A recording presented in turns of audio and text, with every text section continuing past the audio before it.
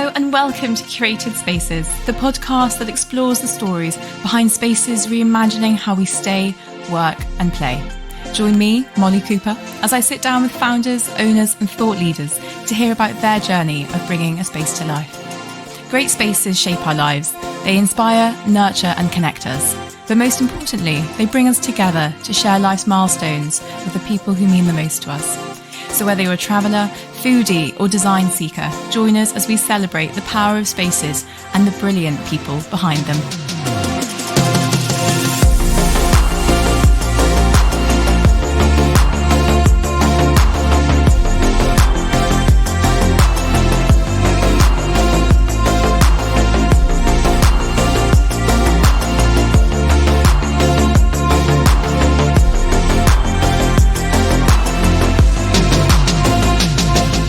Today I'm down in Somerset, in the village of South Petherton, at the gorgeous restaurant Holm.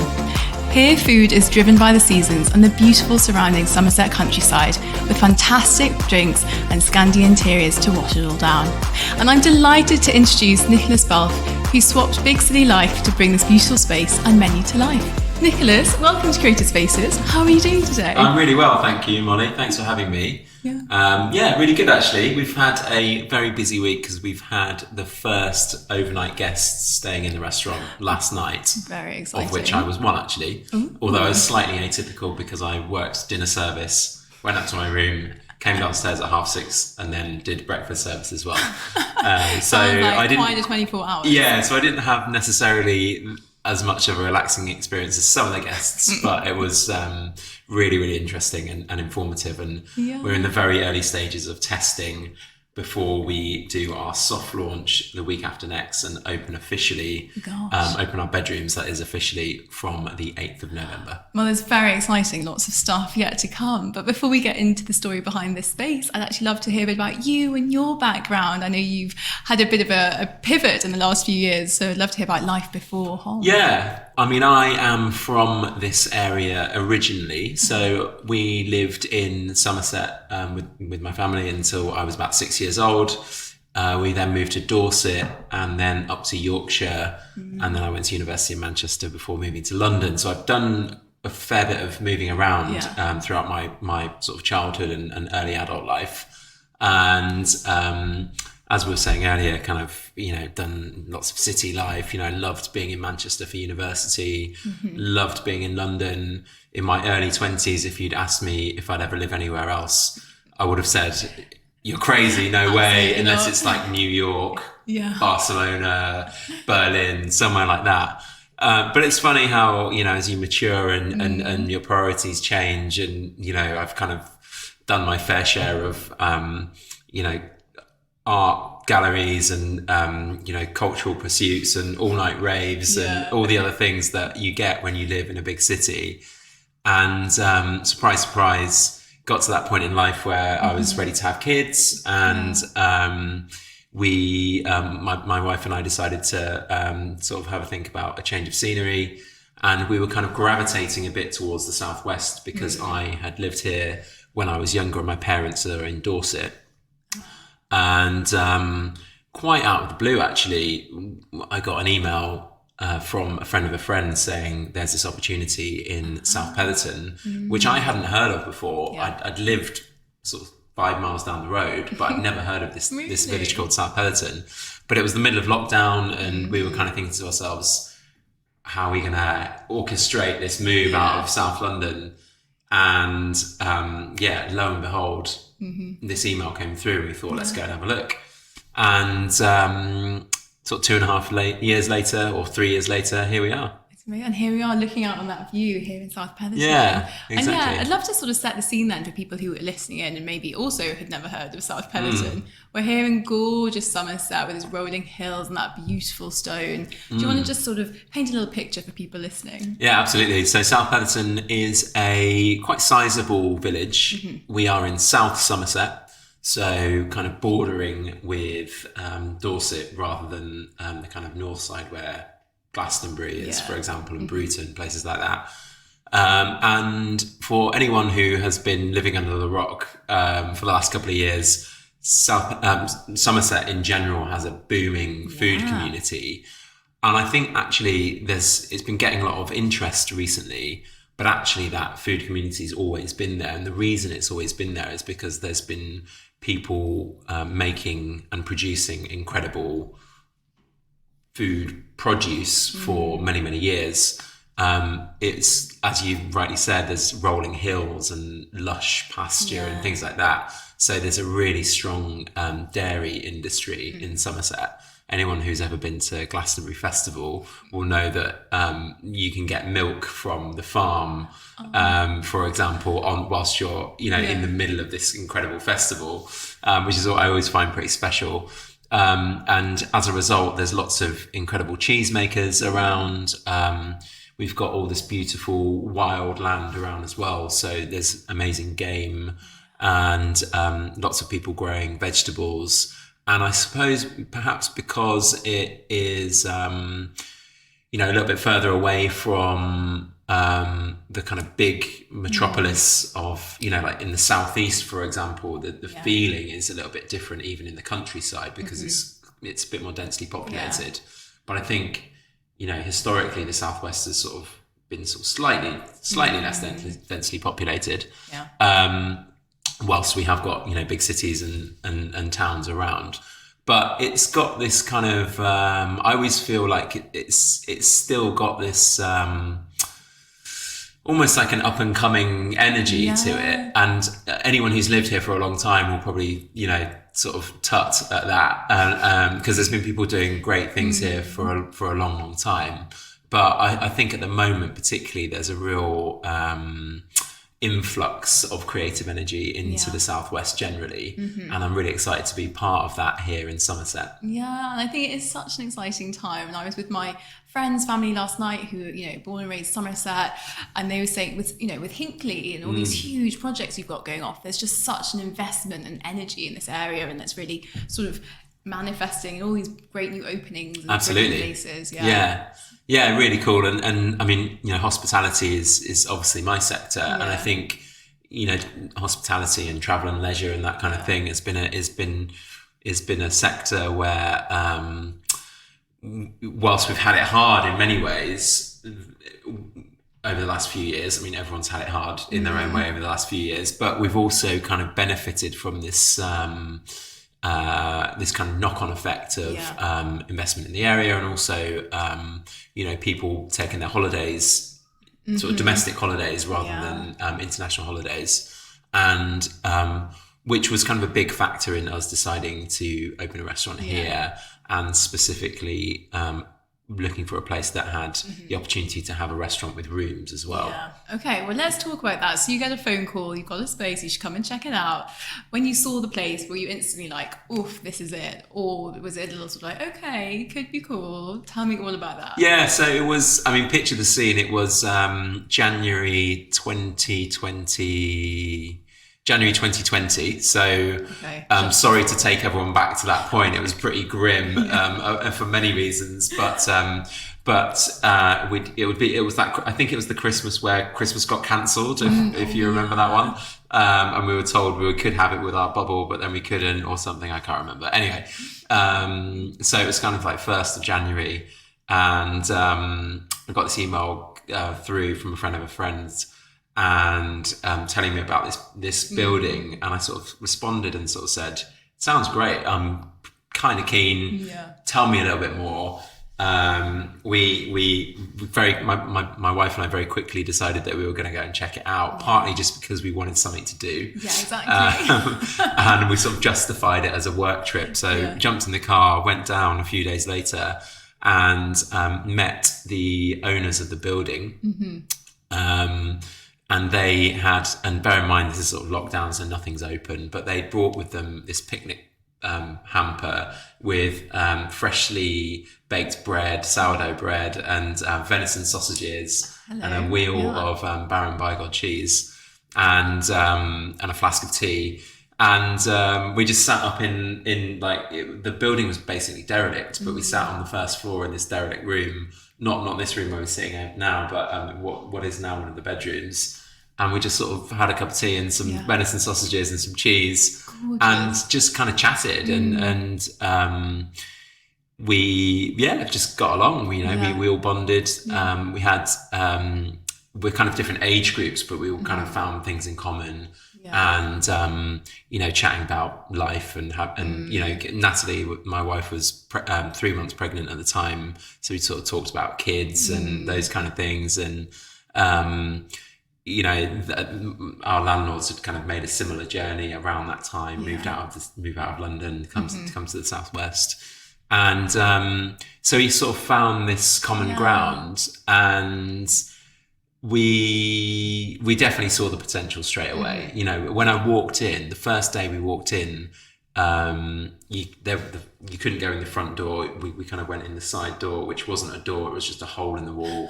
There was no floor beneath it. It was like, those kind of like scaffolding boards type thing that we had to walk across to get over this like open, like, I don't know what it was, like they were refitting the basement or something. But instantly we walked in and we kind of saw this beautiful hamstone building, which is the local stone that you mentioned. And it's got this like beautiful sort of sandy beige tone. And this is in the middle of January, but it sort of still felt like vibrant and energetic. And even though, it was chilly and nothing was open and it was pretty quiet, we sort of thought to ourselves, there's something about this that's going to be really good. And we kind of saw it as a long game, basically. We kind of knew that there was going to be a hell of a lot of work that needed to go into this, and we knew it wasn't going to be an overnight success, and we knew that it wasn't going to be one of those things where you open the doors and you get like a dozen national reviews straight away or anything like that.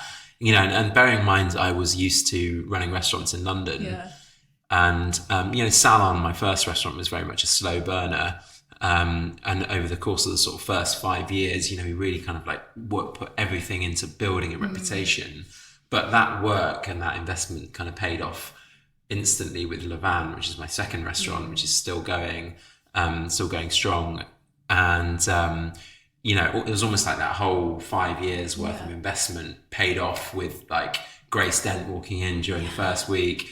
Jimmy Famuera from the Evening Standard walking in. Who else? We had the Telegraph. We had the Financial Times. All within the first sort of few months. And London is very, it has many brilliant qualities, but it's very kind of trends driven, isn't it? I think cities generally are sort of quite kind of driven by what's current. And so everyone wants to be the first to check out this new restaurant. So we were packed from the word go.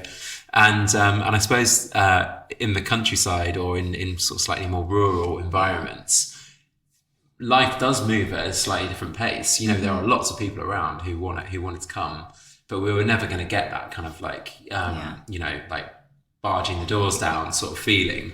And so it's been we've been open 2 years now, and it's actually sort of, our game plan is very much sort of, this is a 25-year project, so we've spent 2 years settling in and making our connections in the local community, finding suppliers that we really love working with, making friends with like our neighbors, and we always knew that it was going to be a slow burning project. And I sort of said to Guy and Lou, who are our landlords, we sort of feel like this is something that we're going to be, I fully expect to be here in 25 years. Perhaps one of my daughters will be running the restaurant and I'll be basically retired, sitting on the counter having a glass of wine while they do all the work. And how wonderful to kind of like set out that vision for the future. And that's why, because we're kind of thinking about this as such a long-term project, that's why we've, I suppose, kind of had the foresight to invest in the long game. So because of that, we've probably spent a little bit more time and effort into kind of restoring all the little details, or going the extra mile with maybe some of the things that you wouldn't even notice, but like the infrastructure of the building, and making sure that we're here for the long game, basically. It's so interesting you say that, because I've spoken to a few people now who are exactly the same. They were in London having a great time, but just any money you made went straight back into paying your rent. and it was this sort of like very quick nature. You make something, you sell it, you do the next one. And actually people sort of thinking, that's not what I want to do. I want to make something that outlives me, that I can pass on to maybe family, maybe employees, you know. This idea of longevity, I think, is so topical, and it's super interesting to hear. Definitely. So let's talk about the design then, because I love a bit of beige me, a bit of Scandi chic, and this is like heaven for me. So what inspired the design here? We wanted to create something that felt distinct, basically. Distinct from what we didn't want to do was come down and try and do a country restaurant. Mainly because it's not what I know. As I said, I opened Salon in Brixton Market in 2012. Then Levan in Peckham in 2018, and then Larry's in Peckham in 2020. And, you know, they're all kind of really sort of vibrant, hustle and bustle areas where there's loads going on. And each of those restaurants had a really sort of strong identity sort of within its own little world, you know. And I wanted to sort of try and bring some of that feeling to this restaurant in the sense that I wanted to try and bring a bit of that kind of, I guess like that contemporary feel really, as much as anything, into the restaurant. But we were blessed with this beautiful old building with these incredible features. So it also, whilst I wanted to have that contemporary feel, it would have been bonkers to ignore the period stuff. So we wanted to try and find a way of bringing the two together. And actually, I think that almost like the kind of dialogue between things like the old hamstone lintel that sits above the fireplace, or we've sort of painstakingly taken all the layers of plaster off the walls, so you're left with like raw.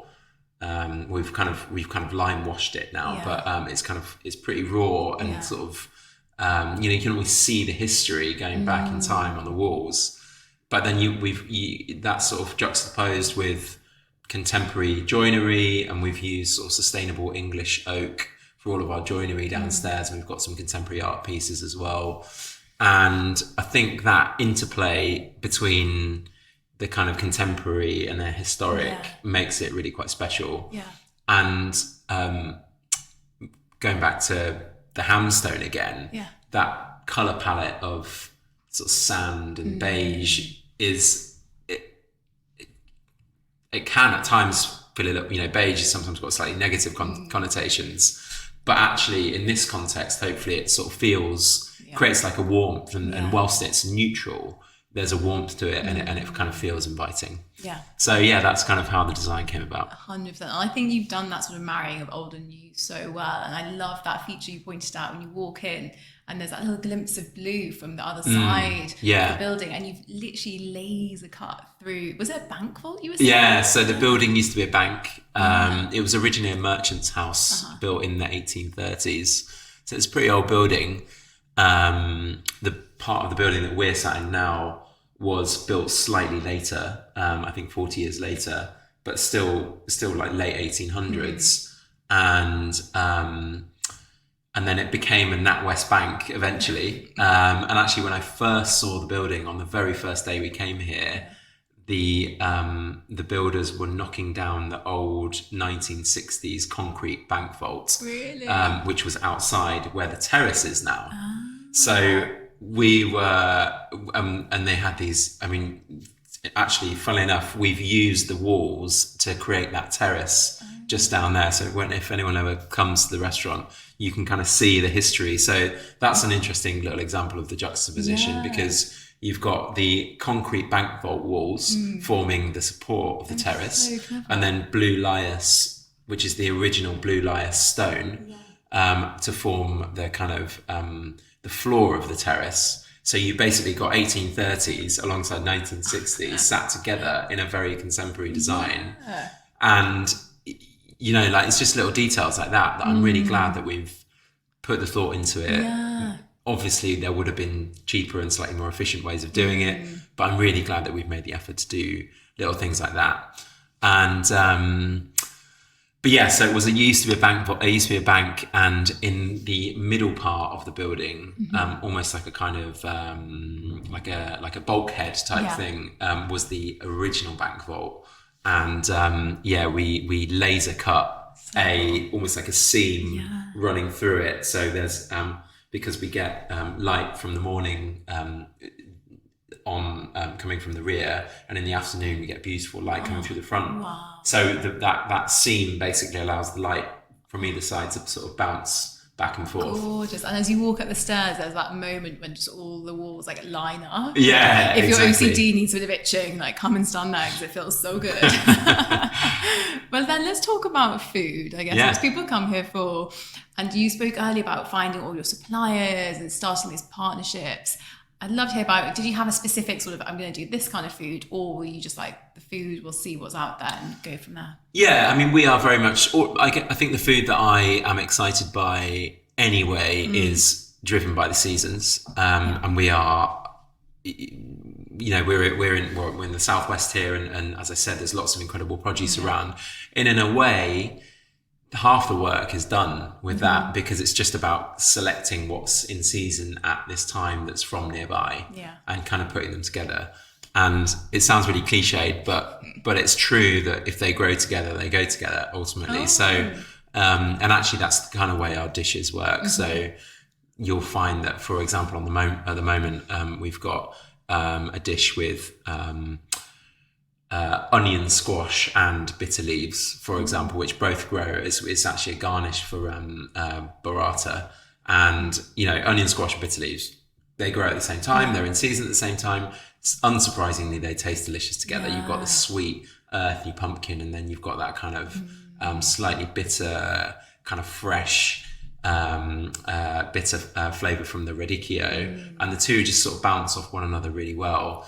What's another example of that? We've got we're doing a venison dish at the moment with red cabbage and kohlrabi, pretty classic. We're not the first people to do that combination, and neither do we need to be, because it works really well. And but those three things together, all you need to do is kind of cook them nicely and season them, and you've got a beautiful dish no matter what you do. And I think that's the way I like to think about food and cooking. It's less about the process and more about the just kind of assembly in a way. Our food has there are processes involved, and we're a restaurant and we cook restaurant food, but it is about the ingredients ultimately. And I think whether I'm cooking a meal for my family at home on a Tuesday night, or we're doing a tasting menu here at work, the principles are the same ultimately. Yeah, and I don't know about you, if you've experienced this in your 3-4 restaurants now. I feel like there's a real shift as people are starting to wake up and look at carbon footprints of their food. No one wants to buy berries from like Kenya in the middle of December anymore, and people are trying to eat seasonally. They're trying to eat more locally.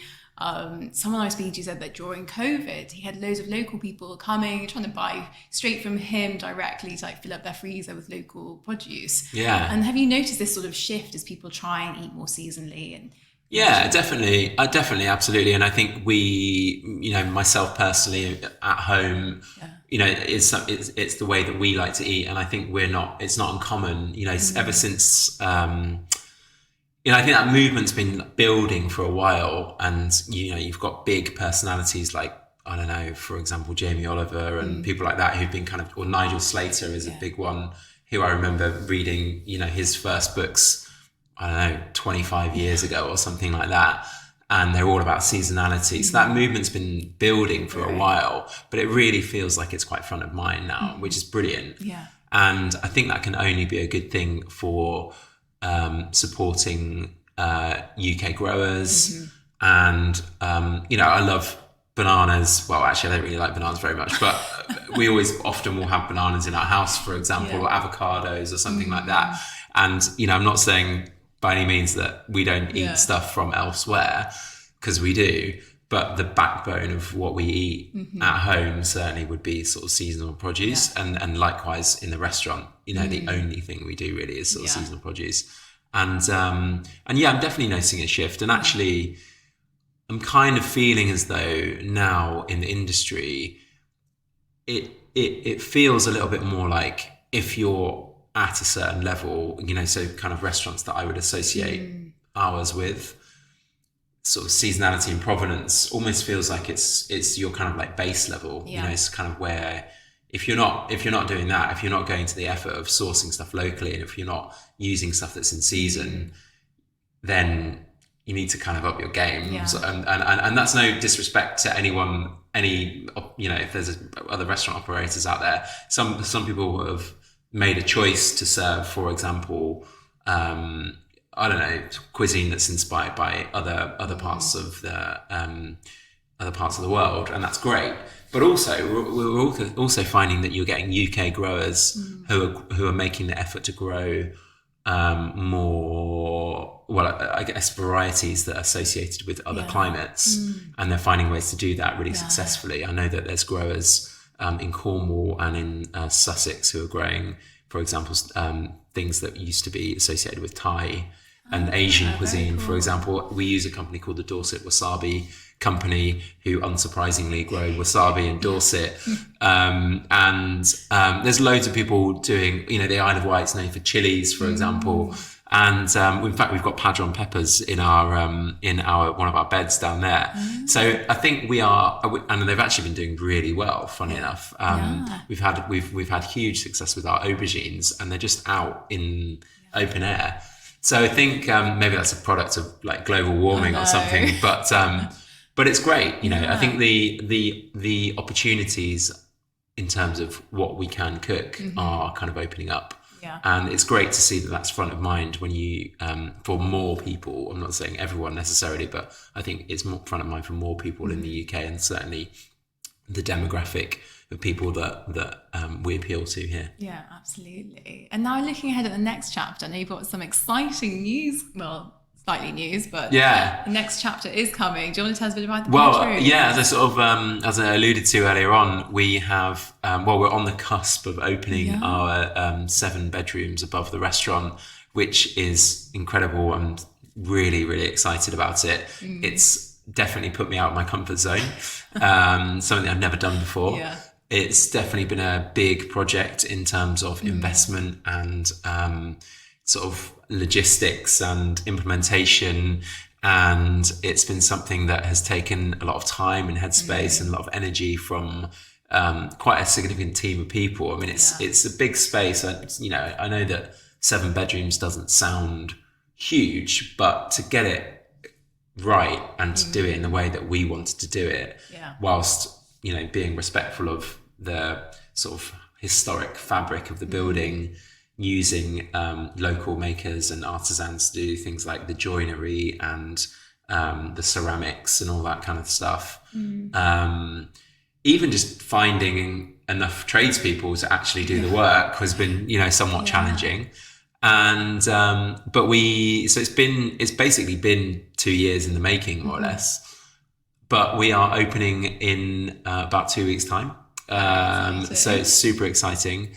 We have got, bookings are looking really good. Really excited about it. We've got loads of information on our website. If anyone who's listening wants to check it out. The rooms, even if I do say so myself, look stunning. I didn't do any of the sort of sourcing myself. A friend of ours, who in fact was the mutual friend that originally kind of hooked us up with this project, has done all of the sourcing of all of the furniture. So we've got lots of kind of mid-century furniture in here that we've and well, it's a mixture of mid-century furniture, and then we've got sort of local. This is like a local woolen mill who are a company called Gather. They're based in Somerset. This is a sheepskin from one of our suppliers, John Taysom at Otter Valley Farms, and he supplies us with beautiful lamb and mutton and hogget, and he also sent us a load of sheepskins. Fantastic. So it's, and then art on the walls from sort of friends and sort of various local, sort of UK based artists. And Yeah, it's all come together. It's funny. This is the first time I've actually ever sat in this room where we are today.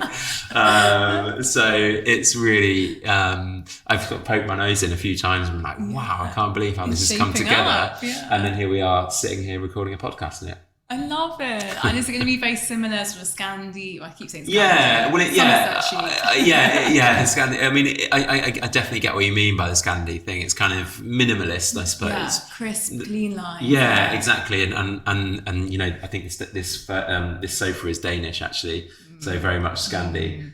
But the restaurant, the aesthetic in the restaurant is very sort of stripped back and kind of and quite kind of natural and raw, and we wanted to take that feeling for the rooms but also add like a layer of comfort and a layer of softness. So the rooms are they have that same aesthetic and they have the same principles, but they have obviously softer furnishings and they're kind of warm and cozy, and the rooms aren't huge but they're all really nicely designed, and they've got lovely we've kind of emphasized little architectural features where we can. And we've kind of been clever with how we've used little nooks and corners and alcoves to make sure that they're really user-friendly in terms of storage and stuff. And yeah, as I said, I stayed in one last night and it was extremely comfortable. Yeah. Slept like a baby. Excellent. So, which is good considering I had to be up at 6 to do the breakfast service. And yeah, it was great. Really good. Amazing. Well, I can't wait to check it. Yeah, absolutely. I'll get booking. Yeah, please. And it's been so lovely to chat. Thank you. Before we do go though, I do have a game of dream spaces to play with you. Oh, nice. Imagine you won the lottery, cash that check, money's of no object. I'm going to ask you 3 prompts and you just let me know what space comes to mind. Okay. So number 1 is, where are you getting away from it all to disconnect and detox? Ooh, interesting. Well, I'm actually going to Greece next week. It's a work gig, but it looks incredible, and I love the idea of being on a Greek island, especially one of those ones. What's the one? Is it Hydra, where there's no cars? I quite like the idea of that. But much closer to home, I love the Dorset coast. Yeah. It's absolutely stunning. There's some beautiful beaches along there, and we go to a place called Beer quite often, really lovely. And so I think if not a Greek island, then the Dorset coastline somewhere. Gorgeous, lovely answer. Somewhere near the sea. Yeah, absolutely. Beautiful. Okay, next one. Ultimate birthday party. Ooh. Where are you hosting it? Oh, interesting. Well, I had a really good, it was my 40th, not this year, but last year. And my 40th birthday was pretty epic. We've got some friends who've got a kind of like a small holding just near Axminster, a place called Mellow View. Yeah. And they hosted my birthday party for me. It was pretty special. They're wonderful people, but also wonderful hosts. Ed is a great cook, and he cooked us a beautiful banquet. We set up some decks and a sound system. There's no neighbours, so we carried on literally all night. And I'd quite like to do that every year, to be quite honest with you. Also, you've lived your dream party. I think maybe the only way we could possibly make that better is if we took the whole setup and all the people who came and all the people who, for whatever reason couldn't make it, and maybe just picked it up and took it to, I don't know, Bali or somewhere like that, and spent a week doing it rather than just 24 hours. Yeah, just that time detail. And then finally, your once in a lifetime bucket list trip. Where are you heading, and are you staying anywhere special? Oh, that's interesting.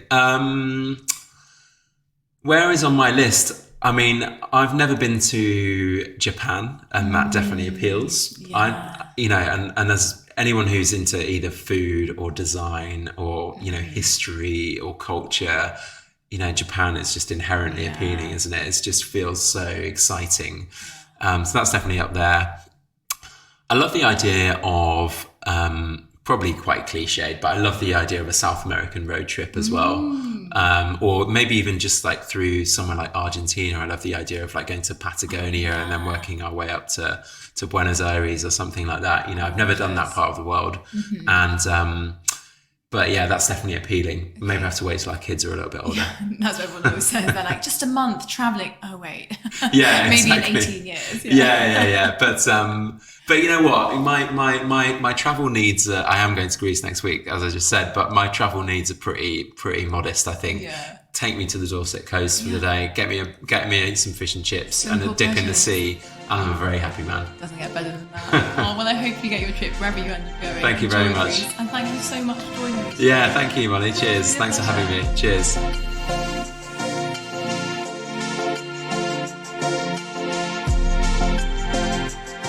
Thank you so much for listening to this episode of the Curated Spaces podcast. For more information and content around any of the spaces we feature, head to our website or Instagram, and don't forget to subscribe to have new episodes delivered straight to your inbox every Wednesday. And if there's a special place in your life that you'd like to hear on the Curated Spaces podcast, please do get in touch, as we're always on the lookout for more brilliant spaces to share with the world.